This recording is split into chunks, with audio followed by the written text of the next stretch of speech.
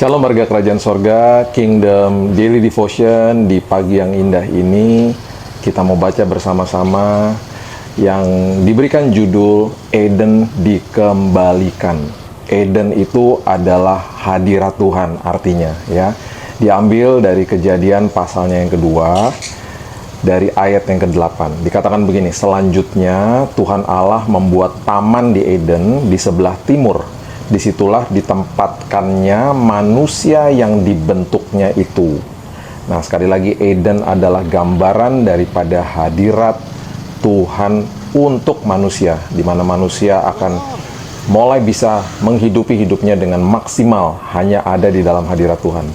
Tuhan menciptakan Eden bukan sekadar sebuah taman atau sebuah tempat saja, tetapi Eden itu merupakan gambaran daripada hadirat Tuhan. Eden adalah tempat dan lingkungan yang sempurna bagi Adam untuk menampilkan semua potensi dan talenta dirinya yang Tuhan sudah berikan, ya. Dan dengan demikian Adam akan memperlihatkan kemuliaan Tuhan. Jadi ketika dia hidup di dalam hadirat Tuhan, semua potensi yang diberikan itu pasti akan maksimal. Dengan berfungsi sepenuhnya sebagaimana ia diciptakan, Adam akan mendatangkan kemuliaan bagi Allah. Selama ia tetap berada di dalam taman itu atau di dalam Eden itu, Adam mengalami sukacita yang sempurna, kepuasan yang lengkap di hadirat penciptanya. Bayangkan, tidak ada doa puasa, tidak ada ibadah-ibadah. Dia berkomunal langsung dengan Tuhan. Adam tidak hanya menemukan hadirat Tuhan di taman itu, ia juga menemukan tujuan akhirnya. Tujuan mengerti mengapa ia diciptakan. Manusia tidak dapat mengalami kepuasan yang lengkap dalam hidup ini kecuali mereka menemukan tujuan dalam hidup itu, ya kan? Kita pasti akan merasa tidak ada tujuannya kalau kita tidak menemukan tujuan itu, ya. Kita akan menghidupi hidup yang seolah-olah hampa gitu ya. Kepuasan itu datang dari tinggal di dalam hadirat kasihnya Tuhan dan mengerti tujuan apa yang Tuhan berikan kepada Adam dan juga kepada kita pastinya hari ini. Eden bukanlah idenya manusia. Tuhanlah yang membuat taman itu. Ini menunjukkan keinginan Tuhan untuk menyediakan bukan hanya makanan dan kebutuhan manusia saja, tetapi juga keindahan, kedamaian, dan sukacita bagi manusia.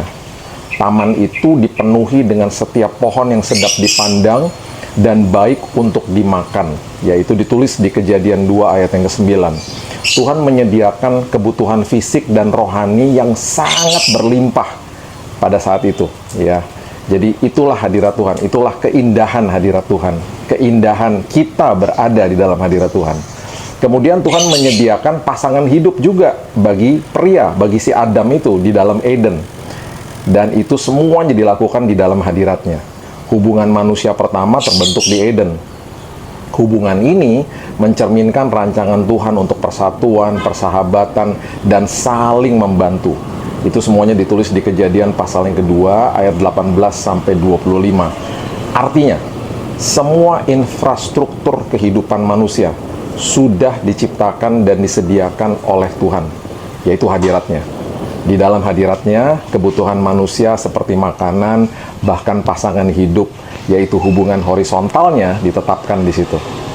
Manusia diciptakan dan ditempatkan di hadiratnya supaya semua yang Tuhan berikan bisa dikelola dengan baik dan benar, ya. Marilah kita belajar tentang prinsip ini, prinsip yang sangat indah ini. Nah, kejatuhan manusia berakibat kematian yang artinya terpisah dari hadirat Tuhan. Ketidakpatuhan menyebabkan hilangnya Eden, hilangnya hadirat itu, Kejadian pasal yang ketiga. Dosa memisahkan manusia dari hadirat Tuhan dan mendatangkan kematian ke dunia. Meskipun Adam dan Hawa diusir dari hadirat Tuhan, rencana penebusan Tuhan segera dimulai. Kejadian pasal yang ketiga ayat yang ke-15. Eden menjadi simbol dari apa yang hilang, tetapi juga harapan untuk sebuah pemulihan. Ya, itulah hadirat Tuhan, itulah Tuhan yang begitu sangat-sangat ingin untuk memulihkan hubungannya dengan manusia. Karena dia tahu tanpa hadiratnya manusia tidak bisa berfungsi. Nah, Yesus, Adam yang baru, telah datang dan memulihkan hubungan manusia dengan Tuhan lewat penebusannya di salib.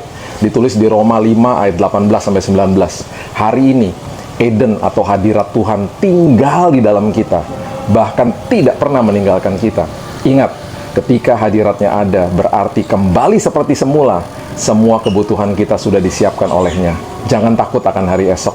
Di dalam Eden, di dalam hadiratnya, semua penyertaan, kesembuhan, kesehatan, perlindungan, damai, sukacita, kepuasan, dan pemulihan sudah disediakan dan disiapkan oleh Yesus yang telah mengembalikan Eden ke dalam kehidupan manusia, ke dalam hidup kita hari ini.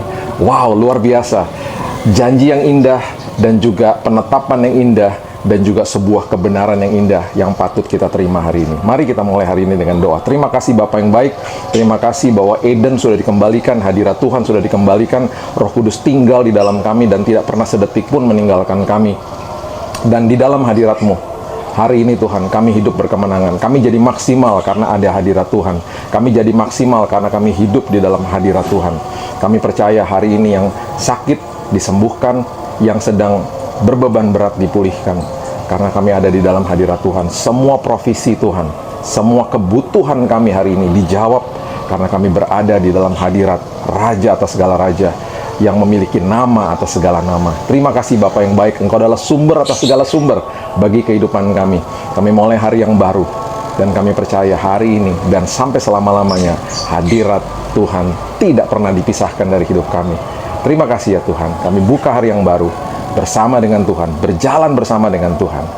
Kita sama-sama katakan amin. Tuhan Yesus memberkati. Have a blessed day.